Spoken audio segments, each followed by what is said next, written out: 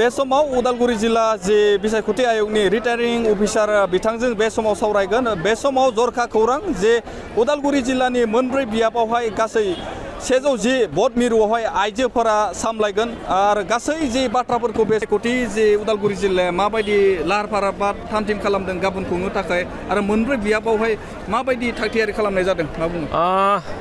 बयनिसिमबो खुलुमनाय थाबाय नोंथांमोननि जुगिदि जोंहा उदालगुरि जिल्ला हिसाबै मोनब्रै बिधानसभा समष्टिफोर दङ आरो बे मोनब्रै बिधानसभा समष्टियावहाय भेरगाव समष्टि दं बेवहाय 203 पोलिं स्टेशन दङ आरो उदालगुरियावहाय 210 पोलिं स्टेशन, माजबादाव 213 आरो टंला बिधानसभा समष्टियावहाय 213 पोलिं स्टेशन दं। स' गतिके गासै जोंहा 865 पोलिं स्टेशन दङ आरो 865नि 110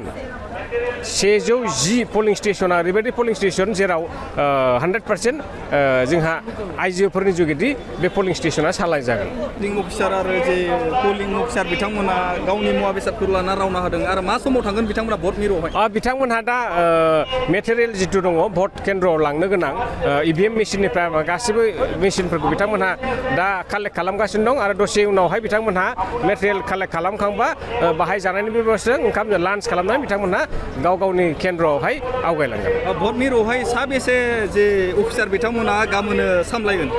भट केन्द्रआवहाय जोंहा प्रिसाइडिं अफिसार थायो सासे आरो मा होनो साथाम लोगो पोलिं अफिसारफोर थायो। स' गथे जोंना गासै 865 पोलिं स्टेशन दं बेवहाय साब्रै पोलिं अफिसारफोर थानाय जागोन।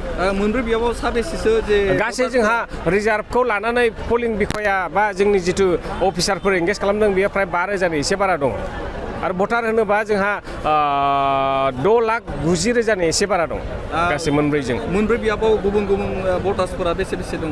बे एक्जेक्ट आंनावहाय बे तथ्यआ दा गैथ'आ खिन्थु मोनब्रैजों ज' जानानै जोंहा 6,90,000 एसे बारा। मा खावलायगोन नोंथाङा जे रायजो राजाफोरखौहाय खावलायगोन बिथांमोनहा खुनु गिनाय गैयालासे भट केन्द्रआव जाहाथे फैयो आरो गाव गावनि जिथु भटनि जिथु मोन्थाय बेखौ जाहाथे बिथांमोनहा जाहाथे मोन्थायखौ जाहाथे लायो बेखौ आं खावलायगोन आरो। बिथाङानो जादों रिंखां मुसाहारि रिटार्निं अफिसार। बिथाङा गासै जे गाबोन खुंनो लानाय जे भट मिरुफोरखौ लानानै आरो गासै भटार्सफोरनि आरो मोनब्रै बियाबनि जि गासै बाथ्राखौ बिथाङा फोरमायबाय।